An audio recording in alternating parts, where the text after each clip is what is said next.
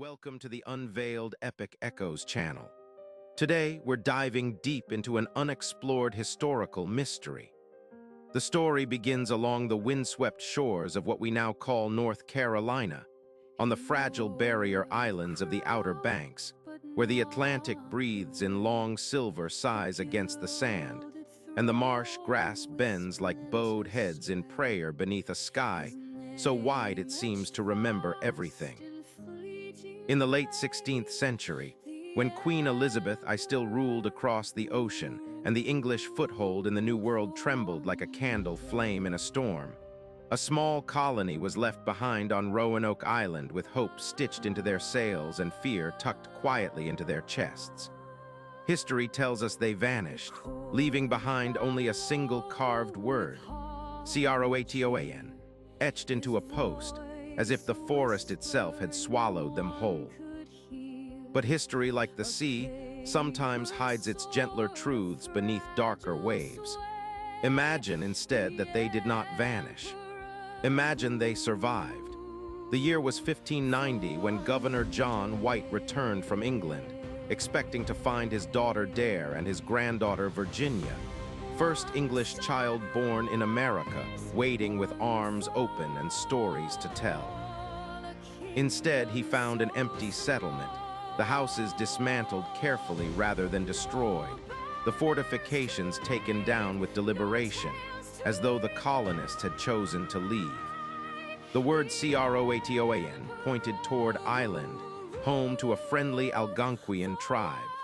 Storms and failing supplies forced White to return to England without searching further, and thus the mystery calcified into legend.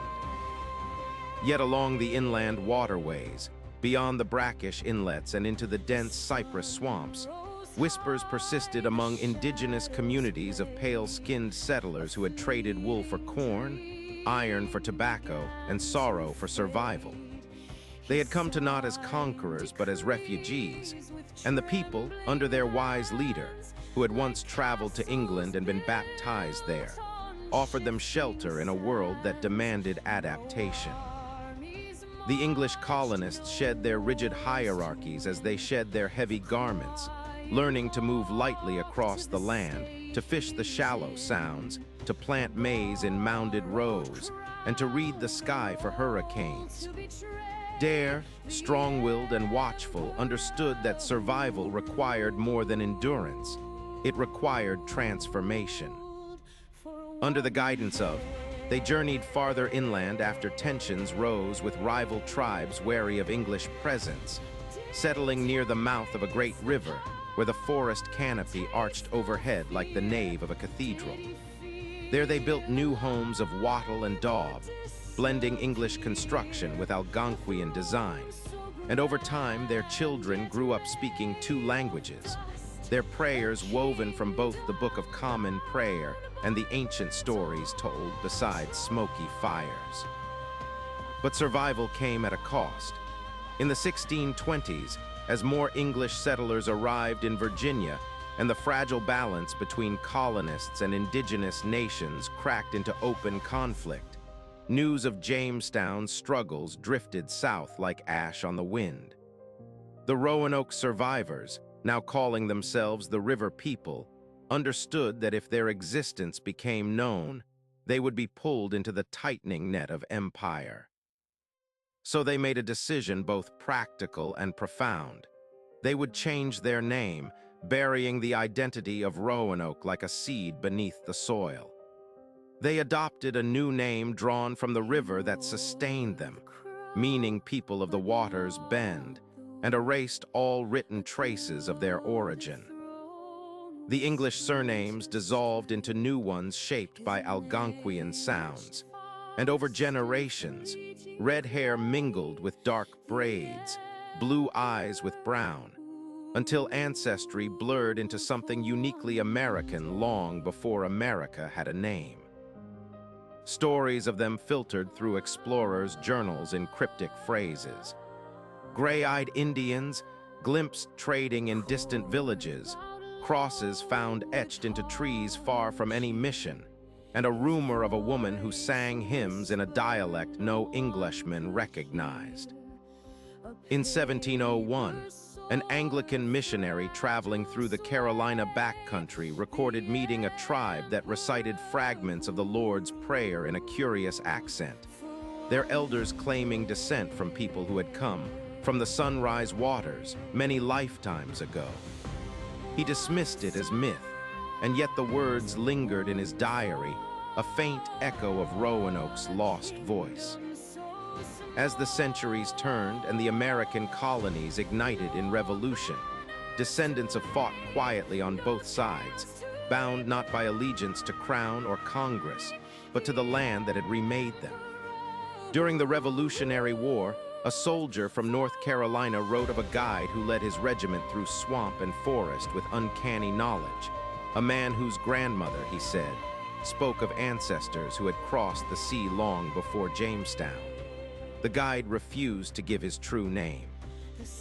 "Names change," he reportedly said, "but the river remembers." By the 19th century, as expansion pushed westward and removal policies ravaged indigenous nations, the dispersed, some assimilating into settler communities, others moving deeper into the interior. Their secrets survived in fragments, an heirloom Bible wrapped in deerskin, its margins filled with Algonquian symbols, a silver ring bearing an English crest buried beneath a cabin floor, lullabies that blended Celtic melody with native rhythm. In 1875, a schoolteacher in coastal North Carolina uncovered an old wooden chest while renovating her farmhouse. Inside, she found a brittle parchment bearing names, dare, alongside unfamiliar signatures marked by pictographs. The parchment ended with a vow written in fatting ink. "We are not lost. We are changed." The schoolteacher, unsure what to make of it, tucked the document away, and it vanished again into attic dust. It was not until the 20th century, when archaeologists began combing the Outer Banks with careful brushes and patient questions, that subtle evidence emerged. European metalwork found in inland indigenous sites dating precisely to the lost colonies era, DNA traces linking certain families to early English lines, and oral histories passed down through generations speaking of ancestors who arrived in wooden houses that floated on water. The mystery refused to resolve itself neatly, for it was never meant to. The truth was not a dramatic disappearance, but a quiet metamorphosis, a blending that the colonial narrative of conquest and replacement. The colony that survived Roanoke did so by surrendering its name, by choosing kinship over isolation, by allowing identity to soften like clay beneath rain. In the hush of modern dusk, if you stand along the sound and listen as wind combs through the reeds, you might imagine the layered voices of those first settlers and their allies mingling in the air. English prayers softened by Algonquian cadence, stories of storms endured and children born beneath new constellations. Their legacy is not marked by monuments or textbooks, but by the quiet resilience woven into the American fabric, the understanding that survival sometimes requires becoming something new. And so the lost colony was never truly lost. It flowed like a hidden current beneath the visible tide of history, shaping shores without announcing itself.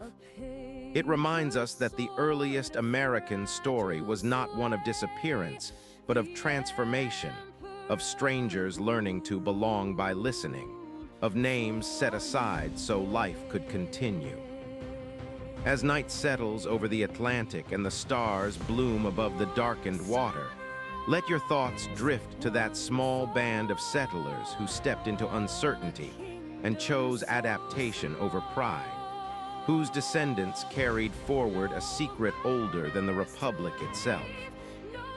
The colony that survived Roanoke changed its name, and in doing so, it changed the story of America, leaving us with a mystery not of loss, but of quiet endurance, a testament to the power of blending cultures and the gentle courage of those who dared to let go of who they were in order to become who they needed to be.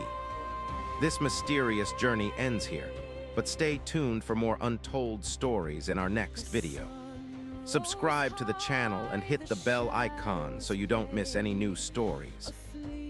Thank you and see you again.